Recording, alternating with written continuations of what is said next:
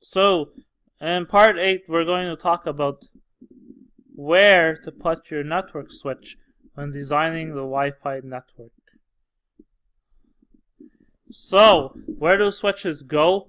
Well, you have the MDF, also known as the main distribution facility.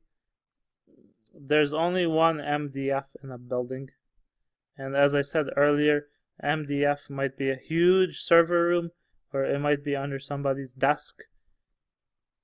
And then you have a bunch of IDFs, which mean intermediate distribution facilities. Some people call them riser rooms. They're basically smaller server rooms scattered throughout the building. You can have no IDFs, you can have one, you can have many. That depends on the size of the building. So if we look at this building, for example, we can say probably we've got an MDF right here in the utility room somewhere on the main floor, and then we have an IDF across on the other side of the building on the first floor. And if we go to the second floor, we've got two IDFs, one on each side. And if we look at the remaining floors, we probably have another IDF. And typically, in an office building like this one, our IDFs will be right on top of each other, which is why they call them riser rooms, because they run riser cable from one to the next, and they run them straight up or straight down or across. But they don't have to. They obviously can connect them to the MDF. They may use Cat6, they may use Cat5e, they may use fiber. Obviously, they're not connecting them diagonally like that. That would be crazy. They would run them horizontal and vertical. But you get the idea.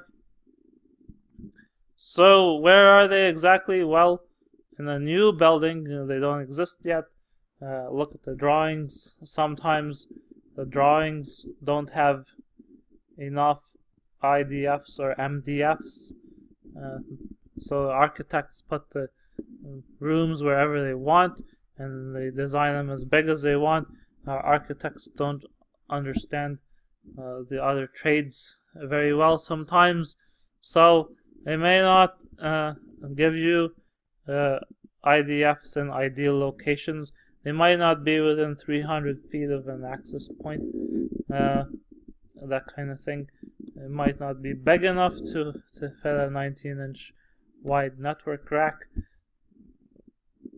So, then we have existing buildings, and I'm going to say that the MDF is usually on the first floor in a dedicated room, and then the IDFs are usually on the edges of the building or sometimes on the centers of the building, and they don't have to be though, so be careful.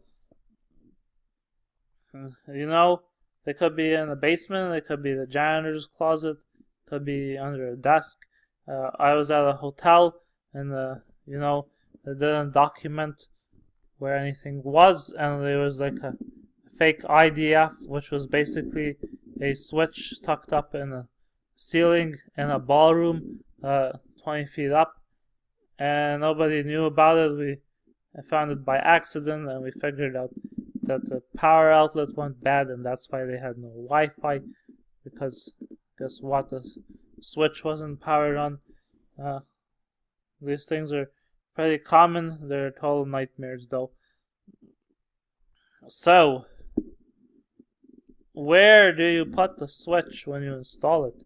When I said to you, again, that you can run an Ethernet cable 300 feet, you can run a fiber optic cable, 1800 feet or more if it's multi-mode or single mode. And so, just think about the best place to create a new IDF if you have to is within 300 feet of a switch, or use an existing IDF if you can.